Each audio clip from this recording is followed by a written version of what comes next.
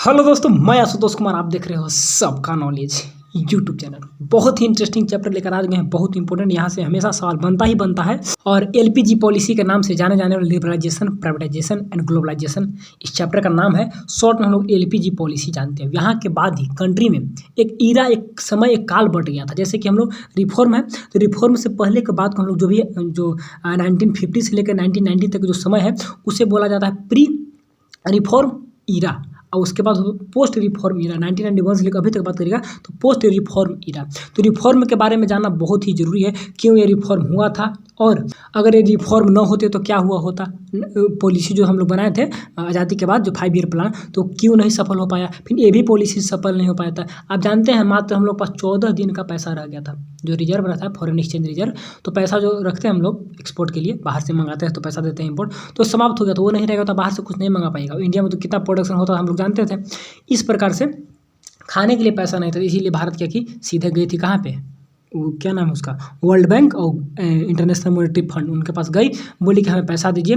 तो उन्होंने I think $7 अरब पैसा दिया था। उन्होंने बोला कि आप जो पॉलिसी रखे हैं इनवर्ड मेकिंग, आप बाहर से कुछ नहीं, कोई भी कंपनी को नहीं आने देते हैं, सारा का सारा प्रोडक्शन खुद पे ही करते हैं, ये सब हटाना होगा। ये सब हटाइए, लिबरलाइज करिए, ठीक है ना। और अपने पास जो कंट्रोल रखे उसको प्राइवेटाइज करिए एंड ग्लोबलाइज करिए, पूरा वर्ल्ड से आप कनेक्ट करिए, तभी मैं आपको पैसा दूंगा। तो उस समय डॉक्टर क्या बोलते, मनमोहन सिंह आपका वित्त मंत्री थे और PV Narasimha Rao prime minister थे। तो उनको मनमोहन सिंह सलाह दिए कि ऐसा करिए, तभी कुछ हो पाएगा, ना तो कंट्री हम लोग का एकदम ठप हो जाएगा। क्योंकि हर एक सेक्टर आपका डाउन चल गए थे। ग्रोथ हुआ, इससे भी ग्रोथ हुआ, लेकिन सर्विस सेक्टर में ज़्यादा हो गया, एग्रीकल्चर में हुआ नहीं। इसके ऊपर भी आपके बाद में देखिएगा फेलियर हो गया था। लेकिन आखिर क्राइसिस क्यों हुआ, देखिए यहाँ पे लिख दिया फर्स्ट में कि 1991 का क्राइसिस, बीओपी के बारे में जानते होंगे, बैलेंस ऑफ पेमेंट।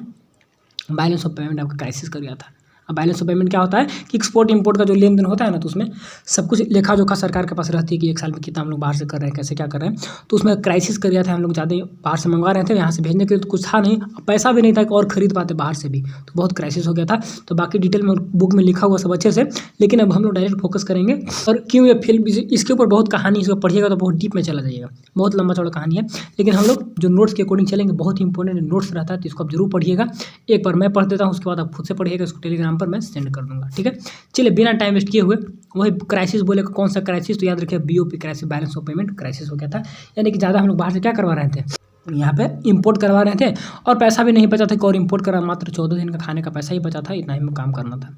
इसीलिए सब रिफॉर्म करना पड़ा, नहीं तो इंडिया बहुत ही पीछे चला जाता, ठीक है। लेकिन ये भी रिफॉर्म बाद में उतना सफल नहीं हो पाया था, उसका रीजन भी आगे देखेंगे हम लोग। चलिए, तो crisis in the India began figure out because of the insufficient management in the Indian economy in the 1980। Crisis यहीं से स्टार्ट हुआ। 1991 में रिफॉर्म आया, लेकिन 1980 से ही मैनेजमेंट सही से नहीं हो पा रहा था इंडियन इकोनॉमी में, ठीक है। इनसफिशिएंट मैनेजमेंट हो रहा था, ठीक है। The revenue generated by the government they are not adequate to meet the government expenses. सरकार की जो भी खर्च हो रही थी उतना रेवेन्यू जनरेट नहीं कर पा रही थी कि अपने खर्च को मेंटेन कर पाए, ठीक है। So the government restore the borrowing to pay for it debts and was caught in the डेब्ट ट्रैप।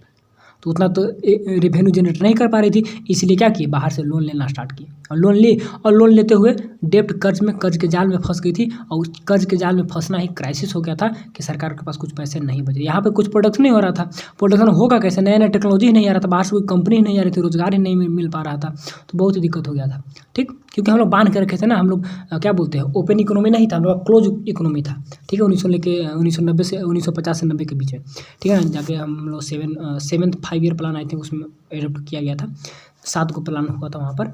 तो बोल रहा है कि इसे काउजेज ऑफ क्राइसिस। अच्छा, क्राइसिस का कारण क्या क्या हो, देखिए, continue spending of the government programme of the government did not generate the additional revenue. सरकार जो भी खर्च कर रही थी, अलग अलग प्रोग्राम स्कीम जो सरकार को होती है उस पर, लेकिन वह उतना खर्च नहीं कर पा रहा था। आप जानते हैं कि बजट होता है, बजट में क्या करती है सरकार, कितना खर्च और कितना पैसा आ रहा है दोनों देखती है, कि खर्च कर रहे थे पैसा कितना आ रहा है। तो खर्च तो कर रही थी लेकिन रिटर्न नहीं आ पा रहा था, इसीलिए फर्स्ट रीजन ये हो गया। सेकंड में देखिएगा तो government was not able to generate sufficient funds from internal source such as taxation. अब टैक्सेशन से भी उतना फंड जनरेट नहीं कर पा रही थी, क्योंकि टैक्स में क्या किया, टैक्स कम रेट करना स्टार्ट किया, कि ज़्यादा टैक्स रखें तो कोई दे नहीं रहा है, कम रेट स्टार्ट किए। फिर बाहर से जैसे कि सबसे ज़्यादा टैक्स किससे आता है, इनकम टैक्स से। इनकम टैक्स लोग कितना पे करता है, बहुत कम, गुड सर्विस पे तो हम लोग मान लीजिए देते हैं, लेकिन टैक्स भी उतना नहीं जनरेट कर पाए थे। फर्स्ट थिंग सब्सिडी वगैरह देना स्टार्ट कर दी थी कि सब कोई प्रोडक्शन करे, तो बहुत ही दिक्कत में हो गया था, सरकार का कंडीशन सही नहीं था। एंड एक्सपेंडिचर ऑन इंडिया राई के social sector defence do not provide immediate return. अब मान लीजिए कोई सोशल सेक्टर एजुकेशन वगैरह पर खर्च कर रही है, डिफेंस में खर्च कर रही है सरकार, तो पैसा रिटर्न नहीं आएगा, उसको तो पैसा चला जा रहा है। So there was a need to utilize the rest of the revenue in the highly effective manner which government failed to do so। लेकिन उस पैसा को कहाँ पे खर्च करना था, ऐसे जगह पे जो कि जल्दी से यूटिलाइज होकर हम लोग को रेवेन्यू जनरेट करे, तो सरकार वैसा कर नहीं पा रही थी और फेल हो जा रही थी। आप लोग जानते होंगे सरकार का सबसे ज़्यादा पैसा कहाँ से आता है, टैक्स से? जी नहीं, सबसे ज़्यादा पैसा आता है लोन से, लोन लेती है जनता से, ठीक है ना, फर्स्ट थिंग। और लोन चुकाने में भी सबसे ज़्यादा पैसा चला जाता है, ये भी बात याद रखिएगा, ठीक। Income from the public sector undertaking, ठीक है, was not very high to meet the growing expenditure. इतना इनकम नहीं आ रहा था सरकारी कंपनियों से जो कि अपने खर्च को चला सकती थी, ठीक है। Foreign exchange borrowing from the other country international financial institution was spend on meeting consumption and needs to make the repayment of the other loans. अब यहाँ पे बात कर रहा है किसे, तो खाने के पैसा के लिए भी बाहर से लोन लेना स्टार्ट कर दी। देखिए आप बाहर से लोन लीजिए, कुछ इन्वेस्टमेंट करिए, खाने के पैसे के लिए बाहर से लोन लीजिएगा तो आपका कंडीशन बहुत ही बुरा होने वाला है, ठीक है ना। तो इस टाइप से, और फिर जो पैसा आता था तो उसको रीपेमेंट करने में चला जाता था। अब खाने के लिए पैसा ले रहे हैं, इन्वेस्टमेंट तो जा रहे हैं, तो खा रहे हैं, खत्म हो गया, वो तो जनरेट कुछ कर नहीं पाएगा, तो इतना बहुत ही बुरा कंडीशन हो गया था। इसीलिए क्राइसिस का यहाँ पर सुधार की आवश्यकता हो गई थी, इसीलिए नीड फॉर इकोनॉमी रिफॉर्म, इसीलिए सुधार की आवश्यकता हो गई थी। The economic policy followed by the government up to 1990 fail in the many aspect, ठीक है, landed the country in the unprecedented economic crisis. Unprecedented मतलब कोई वहाँ पर अनुमान नहीं लगा सकता था, पहले कोई सोचा नहीं था कि ऐसा क्राइसिस होगा, ठीक है ना। जो यहाँ तक गवर्नमेंट का पॉलिसी आ रहा था 1990 तक में, वो फेल हो गया। इसीलिए इकानवे में जो पहले का पॉलिसी था 5 ईयर प्लान को लेकर, तो नहीं चल पाया अच्छे से। And this situation was so alarming that India foreign reserve, जो हम लोग डॉलर के रूप में रखते हैं, तो फॉरेन रिजर्व क्या, तो बेयरली enough to pay for 2 weeks, यहाँ पे लिख दिया केवल 2 वीक्स ऑफ इम्पोर्ट्स। इतना ही पैसा बचा था कि बाहर से हम सिर्फ और सिर्फ 2 ही वीक का भोजन वगैरह कुछ ही मंगा सकते हैं, इतना पैसा भी नहीं बचा था, ठीक है। New loans were not available, ठीक है, नया कोई लोन भी देने के लिए तैयार नहीं था कि आपको लोन मैं क्यों दूंगा, आप तो इन्वेस्टमेंट नहीं कर रहे हैं, आपके पास कोई कंपनी नहीं है, आप कैसे पैसा दीजिएगा, इस टाइप से, ठीक है ना। And NRI were withdrawing large amounts of, क्या है, तो यहाँ पे देखिए 2 कंडीशन हो गया। पहला तो कोई लोन वगैरह यहाँ पर अवेलेबल नहीं थे, first thing. Second thing NRI क्या होता है, नॉन रेसिडेंट इंडिया, ठीक है ना, जो यहाँ के आवासी नहीं है, कुछ दिन के लिए रहते हैं, तो विथ ड्रॉ लार्ज अमाउंट, इन लोग भी ज़्यादा पैसा निकाल लेता था, जैसे कुछ आया। यानी कि NRI कौन होते हैं, जो कम से कम 182 डे से भी कम दिनों रहते हैं कंट्री में, और यहाँ से कुछ पैसा लेकर चले जाते हैं, आए खर्च किए और चले गए, ठीक है। तो इन लोग भी कुछ पैसा निकाल लिया था। And there was erosion of confident of international inventor in the Indian economy. अब उन लोग का कोई कॉन्फिडेंट नहीं था, कॉन्फिडेंट का इरोजन, कॉन्फिडेंट समाप्त हो गया था, किन का, कोई भी इन्वेंटर का, जो कि इन्वेस्टर का, जो कि पैसा इन्वेस्ट करे भारत की इकोनॉमी में, तो कोई इन्वेस्ट भी नहीं कर पाता क्योंकि इकोनॉमी देख रहा था कितना बदतर है, ठीक है, इस टाइप से। And the following point highlight the need for the economy reform in India. कुछ पॉइंट यहाँ पर है जो कि रिफॉर्म को दिखा रहा था कि रिफॉर्म करने की ज़रूरत है, नीड है। इंक्रीजिंग फिजिकल डिफिसिट, सालाना घाटा बहुत बढ़ गया था, ठीक है। डाइवर्ज बैलेंस ऑफ पेमेंट, जो बात की है BOP का, तो समाप्त खत्म हो गया था, ठीक है। एडवर्स उल्टा हो गया था। इसके बाद गल्फ क्राइसिस। अब गल्फ एक एरिया है जहाँ पर से हम लोग लाते हैं, क्या बोलते हैं, जहाँ ज़्यादातर हम लोग जो क्या बोलते हैं उसको, किरोसन नहीं, जो है पेट्रोलियम का पदार्थ हम लोग लाते हैं, जो पेट्रोलियम, तो गल्फ एरिया, तो गलवान घाटी का क्राइसिस हो गया था, वहाँ से पेट्रोल तो और महंगे हो गए, इस टाइप से। फिर राइज इन द प्राइसेस भी बढ़ गए थे सभी का। एंड प्राइसेस क्यों बढ़ गए, क्योंकि हम लोग ज़्यादा क्या करते थे यहाँ पर भारत में, तो ज़्यादातर हम लोग क्या बाहर से मंगवाते नहीं, इसलिए बाहर भेजते जरूर थे, तो प्रोडक्शन वगैरह जो भी हो रहा था ना, तो केवल आपका कैश क्रॉप का हो रहा था, कैश क्रॉप, समझ रहे बात को ना, कैश क्रॉप का हो रहा था। अब फूड क्रॉप का नहीं, तो कैश क्रॉप, फूड क्रॉप हो ही नहीं, तो प्राइसेस बढ़ गए फूड क्रॉप का, ठीक है ना। High rate of deficit financing, और डेफिसिट फाइनेंसिंग यानी कि जो यहाँ पर लोग फिजिकल फाइनेंसिंग देखे थे, तो यहाँ पे होता सालाना घाटा या राजस्व घाटा, यानी कि इंटरेस्ट पेमेंट को घटाकर, तो डेफिसिट फाइनेंसिंग भी यहाँ पर, यानी कि जो लोन वगैरह लेते हैं ना कहीं से, तो उसका भी रेट यहाँ पर हाई हो गया था। आप पैसा लीजिएगा कहीं से तो आपका रेट बहुत ही ज़्यादा मिलेगा, क्योंकि आपकी इकोनॉमी में कुछ है नहीं। अब देखिए emergence of new economic policy, NEP कैसे उदय हुआ, तो finally the India approaches the international bank, last में पहुंच जाती है for the reconstruction and development, popularly known has the, इसको क्या बोला जाता है, वर्ल्ड बैंक, ठीक है ना। फुल फॉर्म क्या है, IBRD, ठीक है। तो IBRD का है मतलब international bank for reconstruction and development, full form इसका है, ठीक है, IBRD का। और वर्ल्ड बैंक इसको एंड वर्ल्ड बैंक शॉर्ट में जाना जाता है। एंड इंटरनेशनल मॉनेटरी फंड, ये भी देखिए दोनों लोन देने का ही काम करती है, लेकिन आपको शॉर्ट इन्वेस्टमेंट के लिए देगी और लॉन्ग इन्वेस्टमेंट के लिए ये देगी। अब मान ली कोरोना या कुछ आपको शॉर्ट में इन्वेस्टमेंट करना है, कहीं एग्रीकल्चर सेक्टर में कहीं करना है छोटा इन्वेस्टमेंट, तो आपको पैसा IMF देगी। लेकिन आपको बड़ा बड़ा प्रोजेक्ट पे काम करना है तो उसके लिए कौन काम देती है, आपका वर्ल्ड बैंक, रोड वगैरह बनाना हो, डैम वगैरह बनाना हो, कुछ बड़े काम करना हो तो उसके लिए वर्ल्ड बैंक पैसा देती है, ठीक है। रिसीव देखिए यहाँ पे $7 मिलियन इतना लोन लिया गया था, million loan to manage the crisis, तो क्राइसिस को मैनेज करने के लिए कितना लोन लिया। International agency expect India to liberalise and open the economy, देखिए उन लोगों ने इसीलिए दिया कि उन लोग एक्सपेक्ट करके रखा था, आस लगाया था कि इसे क्या करेगा, भारत लिबरलाइज करेगा अपनी इकोनॉमी को, ठीक है ना। रिमूविंग द रिस्ट्रिक्शन, जो लाइसेंस वगैरह जो भी यहाँ पर थे तो सबको हटाने का काम किया, ठीक है ना। बाहर की कंपनी को बुलवाया कि आइए आप लोग इन्वेस्ट करिए, ठीक है ना। और प्राइवेट सेक्टर सब रेस्ट्रिक्शन हटा दिया। Remove the trade restriction between the Indian and foreign country, जो व्यापार का पाबंदी था कि व्यापार नहीं करना बाहर से, तो वो सबको हटाया, ठीक है। इन लोग आस लगा के बैठा हुआ था कैसा करेगा, इसीलिए पैसा दिया, ठीक है। And India agree to the condition, India भी कंडीशन को मान लिया कि चलिए ठीक है हम ऐसा करेंगे, सब कुछ लिबरलाइज करेंगे, ठीक है। लिबरलाइज मतलब क्या होता है कि सर नियम कानून को हल्का करना, आसान करना, ताकि बाहर के लोग आगे इन्वेस्ट करें, ठीक है। World Bank and IMF had announce the new economic policy with the consist of the wide range of economic reform. अब इसी से दोनों से सलाह विचार करके एक बहुत बड़ा रिफॉर्म बनाया जिसको हम लोग wide range of economic reform में बोला जाता है। देखिए लिबरलाइजेशन क्या होता है, लिबरलाइज नाम से उधार करिए, ठीक है। Was introduce to put and the end of this restriction, जो भी रिस्ट्रिक्शन पाबंदियाँ जो हम लोग पढ़े थे 90 से 1950 से लेकर बीच में, जो हम लोग जितना भी पाबंदी लगा कर रखे थे सबको हटाया। And open various sector of the economy का अलग अलग सेक्टर को क्या किया, ओपन किया, खोल दिया। It is generally defined as the loosening of the government regulation in the country to allow the private sector company to operate business transaction with fewer restriction. यहाँ पे करेगी सरकार अपना रेस्ट्रिक्शन को लूज करेगी, खो देगी, और अलाउ करेगी कि इसको प्राइवेट सेक्टर को अलाउ करेगी कि आप आइए कंपनी को यहाँ पर आइए, ऑपरेट करिए, बिजनेस करिए, ट्रांजेक्शन विद द फ्यू, आपके पास कुछ ही रेस्ट्रिक्शन रहेंगे, आप यहाँ पे लेन देन कर सकते हैं, ठीक। In relation to developing country this refer to the opening of the economic border for the multinational and foreign investment के लिए क्या हुआ, ये दरवाज़ा खुला कि बाहर की कंपनी भी आए और यहाँ पर डेवलपमेंट वगैरह करें, इन्वेस्टमेंट वगैरह करें, ठीक है। तो यही होता है डेवलपिंग कंट्री का मतलब, कि लोग बाहर से आकर इन्वेस्ट करना। ऑब्जेक्टिव ऑफ लिबरलाइजेशन, लिबरलाइज करने का क्या हम लोग का उद्देश्य था, to increase the competition among Indian domestic, देखिए बाहर से आएगा कोई तो हम लोग में जो कंपटीशन बढ़ेगा, क्योंकि हम लोग तो अपने में करते थे ना, बाहर से कोई मतलब नहीं था, फर्स्ट हो गया। Second, to increase the foreign capital formation और टेक्नोलॉजी, अब बाहर का कंपनी आएगी, बाहर का टेक्नोलॉजी आएगा तो क्या होगा, बढ़ेगा, इंक्रीज होगा। ठीक, डिक्रीज द डेब्ट बर्डन ऑफ द इकोनॉमी में जो कर्ज था तो कर्ज कम होगा, क्योंकि पैसा यहाँ पे जनरेट होना स्टार्ट हो जाएगा, इन्वेस्टमेंट होगा तो, ठीक है। थर्ड थिंग, और देख लीजिए और कुछ होगा यहाँ पर, एक सेकंड, ठीक है। To encourage the export and import of the goods and service, बढ़ावा मिलेगा इसका। And expand the size of the market के साइज को बढ़ाएंगे, हम लिबरलाइज करेंगे, या वर्ल्ड इकोनॉमी से क्या करेंगे, कनेक्ट करेंगे, जो कि आगे हम लोग पढ़ेंगे ग्लोबलाइजेशन में, ठीक है। चलिए economy reform under the liberalisation, अब लिबरलाइजेशन में क्या क्या रिफॉर्म हुआ देख लीजिए। फर्स्ट क्या है, D regulation of industrial sector, industrial sector को डी रेगुलेशन, यानी कि रेगुलेट जो कर रही थी उसको डी रेगुलेट करेगी, नहीं मेरा कोई रेगुलेशन नहीं रहेगा, आप लोग आइए इन्वेस्ट करिए सब कुछ। In the India the following step are taken to deregulate the industrial sector को डी रेगुलेट, ठीक है, वो रेगुलेट नहीं करेगी। अब abolition of industrial licence government, चलिए जो पहले लाइसेंस लेना था गवर्नमेंट से आप लाइसेंस लीजिएगा तभी काम कर पाइएगा, तो उसको एबोलिश किया, हटा दिया, ठीक है।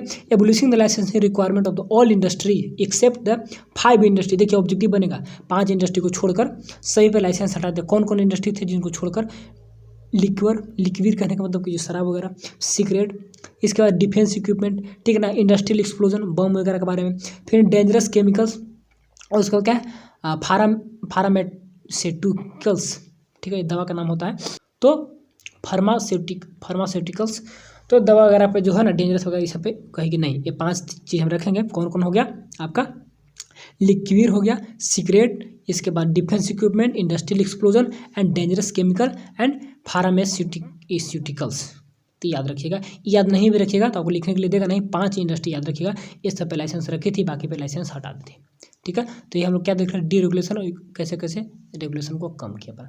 इसके बाद है contraction of the public sector को कॉन्ट्रैक्ट की, कॉन्ट्रैक्ट में क्या होता है, एकत्रित करना, ठीक है। The number of industry were reserve for the public sector was reduce, कम किया, 17 से 8 किया, जो अपने पास रखी थी, बोले कि नहीं नहीं मैं कम ही रखूँगा, पहले 17 रखी थी जो सेक्शन ए में हम लोग देखे थे, अब बोले कि 8 ही रखेंगे। Presently only the 3 industry reserve for the, अभी क्या अभी मात्र 3 है। कौन कौन? Railway, atomic and defence.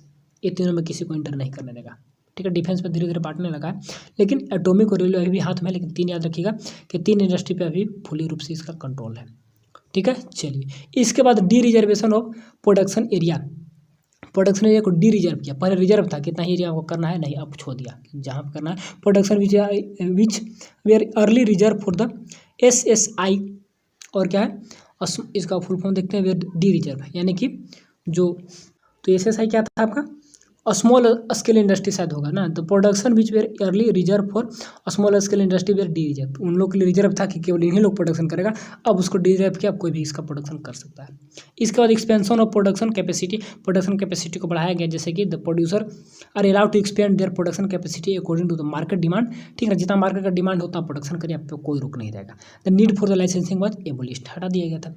And freedom of import capital goods, अब देखिए इम्पोर्ट कैपिटल गुड्स का फ्रीडम है, आज़ादी है कि बाहर से आप कैपिटल गुड्स मंगवा सकते हैं, मशीन वगैरह मंगवा सकते हैं। The business and production unit we are given to freedom to import capital goods, upgrade their technology, बाहर की कैपिटल गुड्स मंगाइए, अपने टेक्नोलॉजी का अपग्रेड करिए, बढ़ावा करिए, हर रूप से ओपन कर दिया था, खोल दिया था, ठीक है। इसके बाद क्या? फाइनेंशियल सेक्टर रिफॉर्म, कुछ पैसा को लेकर रिफॉर्म सुधार हुआ, कैसे हुआ?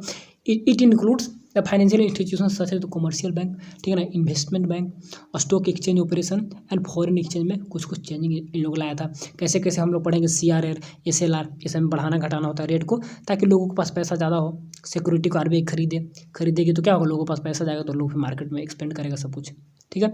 और उसके बाद tax reform, tax reform we are concern with the reform in the government taxation policy, ठीक है ना, पब्लिक एक्सपेंडिचर पॉलिसी में लगाते हुए कुछ सुधार की। तो कलेक्टिवली नोन है तो फिजिकल पॉलिसी, टैक्स पॉलिसी को क्या बोलेंगे हम लोग? फिजिकल पॉलिसी ही बोलेंगे। अब पब्लिक एक्सपेंडिचर पॉलिसी, सरकार कितना खर्च करे तो उसके ऊपर ये पॉलिसी बनाई, ठीक है। Since the 1991 there has been a continuous reduction in the taxes on the individual income as it was feared the high rate of tax were an important reason for tax evasion. Tax evasion क्या होता है? चोरी करना। तो सरकार क्या की कि कम टैक्स की, हाई रेट रखें तो कोई टैक्स नहीं दे पा रहा है, इसलिए इंडिविजुअल क्या करेंगे हम लोग? टैक्स को कम करेंगे।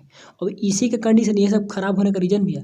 अब टैक्स कम कर दी, बाहर की कंपनी को भी बोलते आइए आप लोग आइए यहाँ पर प्रोडक्शन करिए। अब टैक्स कम कर दी तो सरकार के पास रेवेन्यू नहीं जनरेट हो रहा था, तो धीरे धीरे फेलियर भी तो हुआ था। चलिए इसके बाद फॉरेन एक्सचेंज रिफॉर्म, इसमें भी कुछ सुधार की। It include the relating to foreign exchange and foreign trade से कुछ सुधार की होगी डिटेल में। इसके बाद क्या? इसके बाद ट्रेड इन्वेस्टमेंट पॉलिसी रिफॉर्म, ये क्या है? Liberalisation of trade investment regime was initiated to increase the international competitive industrial production and also the foreign investment technology into the country। यानी कि ट्रेड में, व्यापार में, सब में सुधार लाने का कारण ये भी था कि यहाँ पे लोग कंपटीशन दें, ताकि बाहर से कम्पीट करके नया टेक्नोलॉजी को अडॉप्ट करें, नया प्रोडक्शन करें। तो बहुत कुछ सुधार लाई। इसके बाद आपका चलिए समाप्त हो गया। चलिए अब आपका सेकंड पॉइंट आता है प्राइवेटाइजेशन। नाम से क्लियर है, क्या करना? प्राइवेट करना, ठीक है ना। बहुत सारी कंपनी को क्या किया? PSU, पब्लिक सेक्टर इंटरप्राइजेज को, पार्ट को बेचना स्टार्ट कर दी। जैसे कि देखिए, it implies the setting of the ownership और management of the government on, क्या है, ऑन इंटरप्राइजेज। जो उसका कंपनी था, जो उसका अधिकार था, उसको क्या किया यहाँ पर?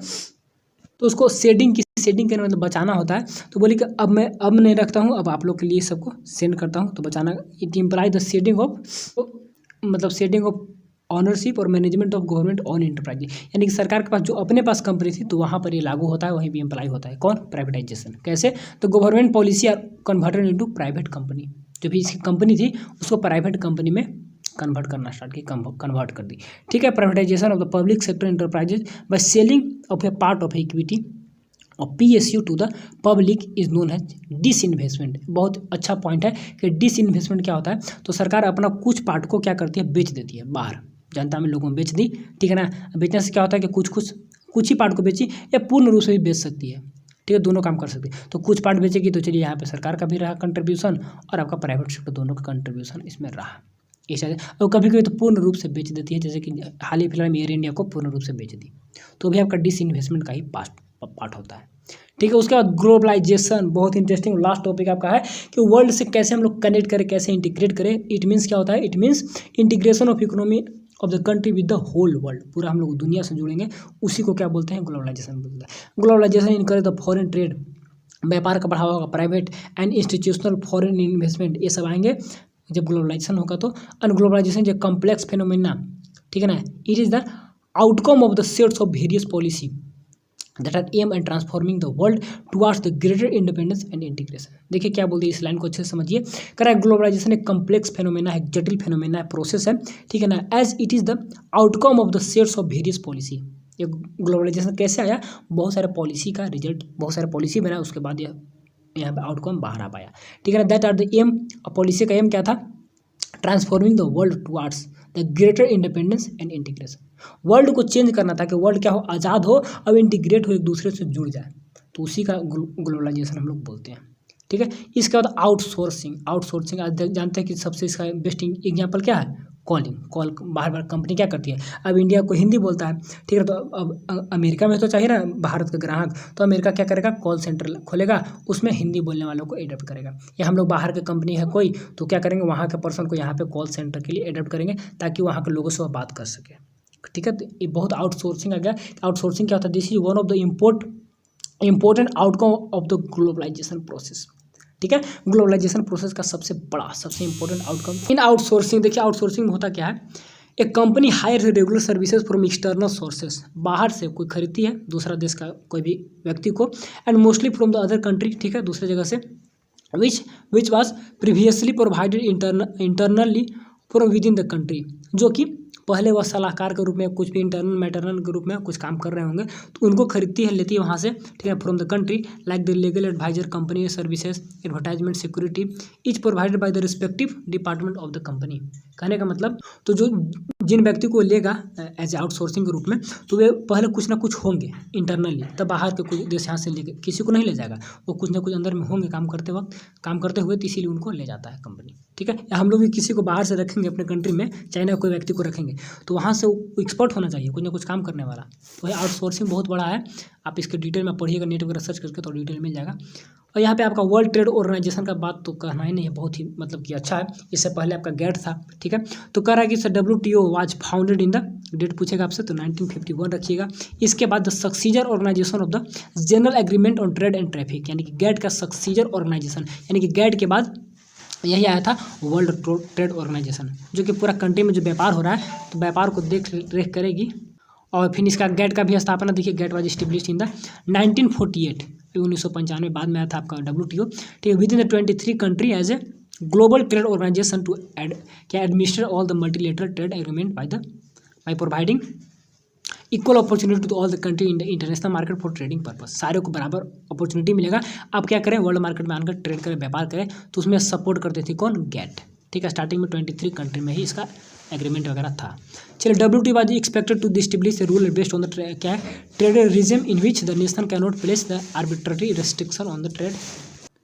इसके बाद क्या है, ठीक है, WTO expected to establish, WTO expected to establish the rule based trading regime in which the nation can not place the arbitrary restriction on the trade. ये भी देखभाल करेगी, कोई भी नेशन आर्बिट्ररी यानी कि जानबूझ के अपना रेस्ट्रिक्शन व्यापार पर नहीं लगा सकता, जो इसका रूल रेगुलेशन रहेगा उसी पे आपको काम करना होता है, इसलिए इसका स्थापना किया गया था, ठीक है। बात को समझ गए। चलिए इसके बाद है economic growth during reform. Reform में क्या, इकोनॉमिक ग्रोथ, देखिए ग्रोथ तो हुआ, GDP में डेवलपमेंट हुआ, लेकिन डेवलपमेंट, ग्रोथ डेवलपमेंट अलग अलग है, तो डेवलपमेंट नहीं हो पाया था। ग्रोथ में तो हुआ था, the growth of the economy is the measure by the gross domestic product, GDP में होता है जो भी कंट्री का प्रोडक्शन होता है ना, गुड्स एंड सर्विस का, तो साल भर का जो पैसा है उसका मेजर का वैल्यू हुआ पैसा का, तो वही आपका GDP होता है, ठीक है। डोमेस्टिक टेरिटरी के अंदर जो भी प्रोडक्शन हो उसका मनी वैल्यू, ठीक है, गुड्स एंड सर्विसेज का। तो the growth of GDP increase from 5.6% से 80 से 91 के बीच में कितना, 5.6, 8.2 हुआ आपका 2007 से 12 के बीच में, इसका बढ़कर 5.6 से 8.2% हो गया। आज वर्ल्ड में हम लोग क्या 5th स्थान पे GDP के अकॉर्डिंग देखिएगा तो हम लोग पहुंच चुके हैं एज ए इकोनॉमी, 5वें स्थान पे भारत आ गया। फर्स्ट में कौन है आपका USA है, ठीक है ना, USA है। इसके बाद आई थिंक चाइना होगा, ठीक है। इसके बाद चाइना के बाद आपका जर्मनी होगा, ठीक है। जब जापान है, तब जर्मनी है, ठीक है, तब जर्मनी है, और तब आपका भारत है, तब आपका इंडिया है, ठीक है। सबसे पहले USA, चाइना, जापान, जर्मनी और उसके बाद भारत, ठीक है। चलिए आगे देख लेते हैं। Main highlights of the economic growth during the reform are given below. क्या क्या रिफॉर्म में हुए थे तो सब देखना, फिर फेलियर देखेंगे, इसके बाद आपका अनइवन ग्रोथ हो लास्ट में आपका, चलिए समाप्त होने वाला है। तो देख लीजिए क्या बोल रहा है टॉपिक, थोड़ा सा लास्ट ही है। सेकंड लास्ट कुछ होगा। कह रहा है कि main highlights of the economic growth during reform, reform के समय क्या क्या हाईलाइट मतलब ग्रोथ हुए तो उसका हाईलाइट किया हुआ है, देख लीजिए। पहला ड्यूरिंग रिफॉर्म पीरियड क्या हुआ, तो ग्रोथ ऑफ द एग्रीकल्चर और डिक्लाइन, एग्रीकल्चर का ग्रोथ डिक्लाइन हुआ। Will the industrial sector reported fluctuation, industrial sector में क्या हुआ, फ्लैक्चुएशन, कभी बढ़ा कभी घटा, कभी बढ़ा कभी घटा, ठीक है। On the growth of the service sector gone up, service sector में ग्रोथ क्या हुआ, गोन अप, डायरेक्ट बढ़ा, यहाँ से कोई दिक्कत नहीं, ठीक है। This indicate the growth is mainly driven by the growth in the service sector, growth किसके द्वारा चलाया जा रहा है, सिर्फ सर्विस सेक्टर के द्वारा, बाकी सब में कोई कंडीशन सही नहीं है। इसके बाद the opening up of the economy as the leads to the foreign trade, foreign direct investment and foreign exchange, एक सेकंड, तो opening up of the economy as led to the foreign direct investment, बाहर से company आई, और foreign exchange reserve, ये सब क्या हुआ, यहाँ पर स्थापना उन लोग का हुआ। And the foreign investment which include the foreign FDI and the foreign institutional यानी कि investment FII as increase from the US dollar इतना मिलियन इन द 1991 टू इतना मिलियन, यानी कि यहाँ पे अच्छा ही दिखा रहा है किसे, $100 मिलियन से $400 मिलियन में इंक्रीज हुआ था ये सब इन्वेस्टमेंट, ठीक है। बाहर की कंपनी आती है, बाहर की कंपनी कुछ इन्वेस्ट करती है, एक तो डायरेक्ट आएगी, एक कुछ पैसा लगा देगी, तो इस टाइप से, तो एक अच्छाई भी है, अच्छाई बुरा है, जो भी ग्रोथ हुआ सारे के बारे में यहाँ पे है। There has been the increase in the foreign exchange reserve from US $6 billion in the 1990 to 1991, ऐसे तो वही कह रहा है किसे, $100 मिलियन से आपका कितना हो गया, $400 मिलियन 2011 पर हो, देख लेते हैं हम लोग। चलिए लास्ट में क्या, there has been increase in the foreign exchange reserve, यानी कि जो हम लोग पैसा रखते हैं बाहर का, फ्रॉम द US $6 बिलियन इन 1992 600 से 6 था, ओनली 6 से $300 बिलियन हम लोग कर लिए थे 2011-12। फॉरेन एक्सचेंज रिजर्व यानी कि डॉलर का जो पैसा रखे हैं ना, एज ए गोल्ड के रूप में, एज ए कैश में रखे हैं, तो उतना हम लोग बढ़ा लिए थे, ठीक है। India was the 7th largest foreign exchange holder in the world, foreign exchange holder, gold के रूप में, सिक्योरिटी के रूप में, कैश के रूप में रखते हैं हम लोग, जिससे कि व्यापार करते हैं बाहर कंट्री से, तो 7वां हम लोग लार्जेस्ट फॉरेन एक्सचेंज रिजर्व बन गए थे पूरा वर्ल्ड में, ठीक है। चलिए इसके बाद यहाँ पर ज़्यादातर हम पैसा का फोकस करेंगे, इतना पैसा रखें तो डॉलर के रूप में पैसा ही दिखाया जा रहा है, ठीक है। गोल्ड भी रखते हैं, चलिए तो उसको पैसा के वैल्यू में मेजर करके बताया जाता है कितना पैसा आपके पास है।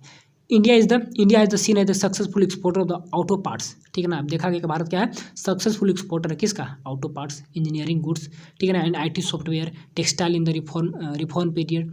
Rising price have been kept under control, और जो प्राइसेस बढ़ रहे हैं तो उसको अपने कंट्रोल में रखा गया। तो कुछ कुछ अच्छाई, कुछ कुछ बुराई हम लोग फर्स्ट में देखे थे, क्या क्या डिक्लाइन हुआ था, लेकिन ग्रोथ बहुत कुछ देखे। Failure of the economic crisis, economy reform fail क्यों हो गया, देखिए नेगलेक्ट ऑफ एग्रीकल्चर को नेगलेक्ट कर दिया, इसीलिए फेल हो गया। There has been the deterioration, ठीक है, एक सेकेंड, क्या इसका प्रोनाउंसिएशन, डिटेरियोरेशन मतलब क्या होता है कि विखंडन, तबाही, ठीक है। इन एग्रीकल्चर ग्रोथ, यहाँ पे बर्बादी हुआ। This deterioration is the root cause of the problem of the rural distress, अब गांव में हाथों हाथ साकिम है लोगों के बीच में, यही जो बर्बादी हुआ एग्रीकल्चर सेक्टर है। That reaches the crisis in the part of the country में क्या हुआ, क्राइसिस होने लगा, क्योंकि ग्रोथ सिर्फ सर्विस सेक्टर में हो रहा था, ये सब पे ध्यान नहीं दिया जा रहा था, इसका इंफ्रास्ट्रक्चर पे ध्यान नहीं दिया जा रहा था, ना ही कोई फैसिलिटी दिया जा रहा था जिससे इरिगेशन हो पाए, बहुत कुछ इन लोगों को दिखा, मतलब कि प्रॉब्लम आने लगा। और जो भी ग्रीन रिवोल्यूशन का लाभ उठा पाया तो केवल रिचर सेक्शन उठा पाया, गरीब नहीं उठा पाया था, क्योंकि हाई क्वालिटी के बीज वहाँ पे एडप्ट करने थे, ज़्यादा रिक्वायरमेंट मनी का था, इस टाइप से मशीन नए एडप्ट करने थे, बहुत कुछ वहाँ पे कंडीशन था। Economy reform have not been able to benefit the agriculture sector because, क्यों नहीं हो पाया था, क्योंकि public investment in agriculture sector specially infrastructure which include irrigation, power, roads, market, यहाँ लिख दिया लिंकेज, ठीक है। ये सबको क्या कहते हैं, research extension has been reduce in this reform, ये सब में सबको कम कर दिया गया था, जो कि एग्रीकल्चर को सपोर्ट करता। फर्स्ट थिंग, इसीलिए एग्रीकल्चर सेक्टर से ग्रोथ नहीं हो पाएगी एग्रीकल्चर सेक्टर में। Removal of the fertiliser subsidy as led to increase in the cost of production, अब देखिए सब्सिडी दिया जाता था उसको हटा दिया गया था, सब्सिडी बहुत विवाद हुआ था, तो वही करा कि सब्सिडी को हटाने के बाद क्या हुआ, कॉस्ट प्रोडक्शन बढ़ गया इन लोग का, ठीक है। Removal of the minimum support price, ये भी हटा दिया गया था, ठीक है ना। Lifting the quantitative restriction have increase the threat of the international competitive in the Indian reform. अब क्या हुआ, मिनिमम सपोर्ट मिलता तो भी हटा दिया, फर्टिलाइजर पे सब्सिडी दिया जाता था तो भी हटा दिया गया था कि सब्सिडी क्यों दे, सबको बराबर, जब इक्वल अपॉर्चुनिटी देना तो किसी को सब्सिडी नहीं देगा, सब बराबर ग्रोथ करो। इसे इन लोग कंपटीशन बाहर से झेल नहीं पाया था, और बाहर का प्रोडक्ट जो आ रहे थे, increase the threat of international competition to the Indian reform, तो इन लोग को धमकी हुआ, मतलब कि इन लोग कम्पीट नहीं कर पाया।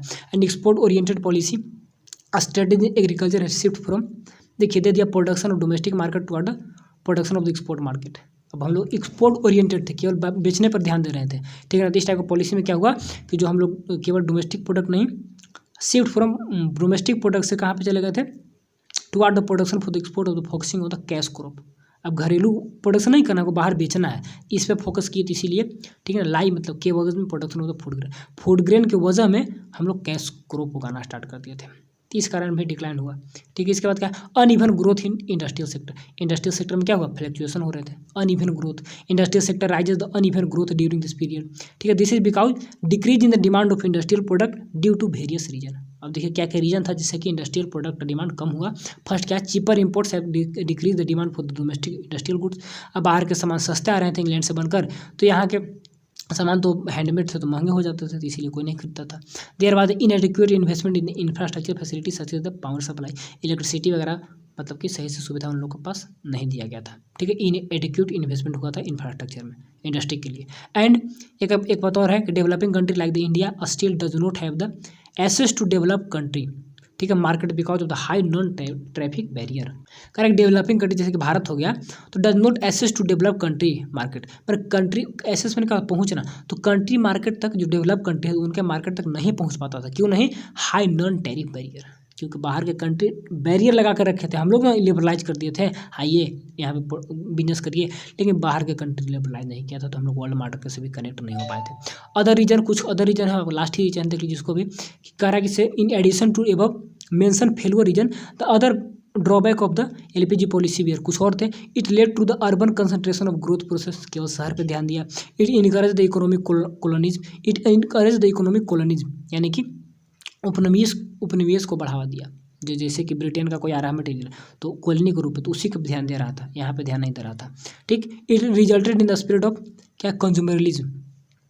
It resulted in the spirit of consumerism, यानी कि जो उपभोक्ता जो डिमांड कर रहे हैं उसी के अकॉर्डिंग प्रोडक्शन हो रहा था, जो नीड है जो वेलफेयर है तो उसके अकॉर्डिंग नहीं हो रहा था। And it relate to the cultural erosion, इससे क्या हुआ, कल्चरल इरोजन। यहाँ पे जो रिक्वायरमेंट जो हम लोग का कल्चरल में जो रिक्वायरमेंट चाहिए उसके अकॉर्डिंग कुछ भी प्रोडक्शन नहीं हो रहा था, बस बेनिफिट देखते हुए प्रोडक्शन हो रहा था। तो बहुत कुछ रीजन थे, और भी रीजन बुक में डिटेल में दिया हुआ है। तो यही था, इसको एक बार और पढ़िएगा अच्छे से और क्लियर हो पाएगा। ठीक है, मेरे पास तो जो था उसको मैंने बताने का कोशिश किया, एक बार खुद से पढ़ना है और क्लियर हो जाए। बहुत इंटरेस्टिंग चैप्टर है, बहुत इंपॉर्टेंट है। ठीक है, बहुत ऑब्जेक्टिव इससे बनता है, ऑब्जेक्टिव करा ही देते हैं थोड़ा सा जो बनेगा। चलिए तो ऑब्जेक्टिव करा देते हैं ताकि हम लोग का कुछ ना कुछ प्रैक्टिस हो जाएगा। ठीक है, चलिए तो फर्स्ट ही बहुत ही अच्छा सवाल है कि economy reform year introduce in India, कौन साल में इंट्रोड्यूस हुआ था, तो एलपीजी पॉलिसी 1991, तो हम लोग जानते ही हैं, तो ऑप्शन नंबर ए करेक्ट होगा। चलिए, make in India programme was launched in, make in India कब हुआ था, आई थिंक 2016, इसका डेट भी 2014 में कौन किए थे, आपका नरेंद्र मोदी किए थे, याद रखिएगा 2014। ठीक है, इसके बाद Mudra bank was set up to meet the credit needs, Mudra bank का स्थापना किया था पैसा देने के लिए फार्मर वगैरह को। ठीक है, तो यहाँ पर आपको तो किसके लिए किया था, ऑप्शन दे दिया, farmer, small enterprises, large enterprises या फिर एक्सपोर्टर। तो मुद्रा बैंक का स्थापना किसके लिए, आई थिंक स्मॉल के लिए होगा, स्मॉल इंटरप्राइजेज, छोटी कंपनी के लिए मुद्रा बैंक का स्थापना किया गया था, आप लोग प्रोडक्शन के लिए। Which of the following replace the MRTP act, MRTP act को कौन रिप्लेस किया था, तो इसका आंसर देखिए, देखना होगा, याद है नहीं क्या, कंपटीशन एक्ट, कोई एक्ट होगा तो इसको कंपटीशन एक्ट हटाया था। इसका फुल फॉर्म आप थोड़ा सा नेट करके देखिएगा। ठीक है, चलिए एक सेकंड और देखते हैं कुछ। Correct, to provide refinance facility to the micro units the agency named Mudra. ठीक है, established the government in which year of this agency was setup, तो मुद्रा का कब स्थापना किया गया था, तो डेट है तो याद होगा नहीं, 2015 में। ठीक है, 2014 में किसका था, 2014 में किसका स्थापना हुआ था, आई थिंक मुद्रा मेक इन इंडिया, वो मेक इन इंडिया था, और 2015 में होगा मुद्रा बैंक का स्थापना हुआ था। ठीक है, तो डेट वगैरह फैक्ट है तो याद ही रखना होगा। चलिए, at present how many industry were exclusively reserve for the public sector in India, public sector में कितने इंडस्ट्री, आई थिंक 3 इंडस्ट्री ना कि 5, हाउ मेनी इंडस्ट्री वेयर 5 होगा। ठीक है, इस रिजर्व नहीं वो लाइसेंस नहीं है, तो यहाँ पे 3 होना चाहिए, देख लेते हैं 3, क्योंकि लाइसेंस वालों को 5 रखा था ना, अपने पास रिजर्व 3 ही रखा है। ठीक है, कौन कौन इंडस्ट्री की बात हो रहा था, एटॉमिक था एक आपका, उसके बाद रेलवे था, एक और कौन था आपका, बम एक्सप्लोजन, तो उसमें आप एक सेकंड, एटॉमिक, डिफेंस और रेलवे। ठीक है, तो 3 इंडस्ट्री को रखा। लाइसेंस की बात करेगा ना तब 5 वहाँ पे हम लोग याद रखेंगे। चलिए, at present the number of industry required many licensing, यहाँ पर 5 होगा आराम से। चलिए, पढ़े तो नोट्स में हम लोग। GST has been implemented, GST कब हुआ था, 2016 में ना, 2017 में दिया, 1 जनवरी या जुलाई, जुलाई को, 1 जुलाई 2017। ठीक, चलिए वेन द गल्फ क्राइसिस कब हुआ था, तो गल्फ क्राइसिस आई थिंक 90-91 ही लग रहा है यहाँ पर, 90-91। चलिए ठीक है, ये सब डाटा बेस्ड है तो ये सबको याद रखना होगा।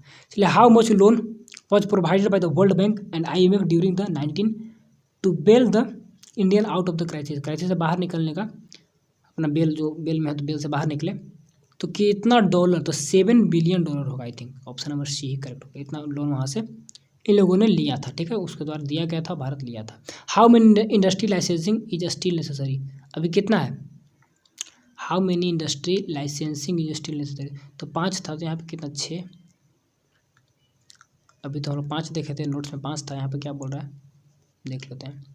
At present the number of industry required company licensing, तो 5 होगा, यहाँ पे हमको तो फॉल्स लग रहा है इसका आंसर वगैरह। How many industry licensing is still necessary, ठीक है 6 नहीं 5 है, तो अब 6 किसका बोल रहा है, बुक वगैरह में देखना होगा अच्छे से।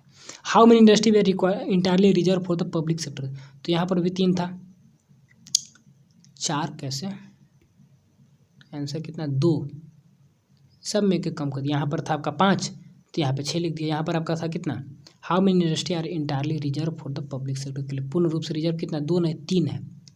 ठीक है, क्योंकि नोट्स में देखिए हम लोग, तो बुक में भी आई थिंक उतना ही है। देखिए बुक में अगर दूसरा होगा तो कन्फ्यूजन मत होना है, यहाँ पर 3 ही होगा, गलत MCQ लगा दिया है। इसमें बहुत ही MCQ इकोनॉमिक्स वाले में बहुत गलत देता है। What is the investment limited in the small scale industry, कितना था, आई थिंक इसके लिए 50 लाख होगा, देख लेते इसका आंसर, 1 करोड़ है। Oh what is the investment limited in the small scale industry के 1 करोड़ हो गया। ठीक है, स्टार्टिंग में था, बढ़ गया 1 करोड़, याद रखिएगा। ठीक है, 50 लाख स्टार्टिंग में था। Who is the chairman of the GST council, GST council का chairman, finance minister, prime minister, financing security, deputy chairman of Niti Aayog. I think हमको यहाँ पर लग रहा है कि डी, देख लेते हैं आंसर, नहीं फाइनेंस मिनिस्टर, GST के चेयरमैन कौन होंगे, फाइनेंस मिनिस्टर, और नीति आयोग कौन थे, प्राइम मिनिस्टर। ठीक है, तो GST काउंसिल का फाइनेंस मिनिस्टर हो गया।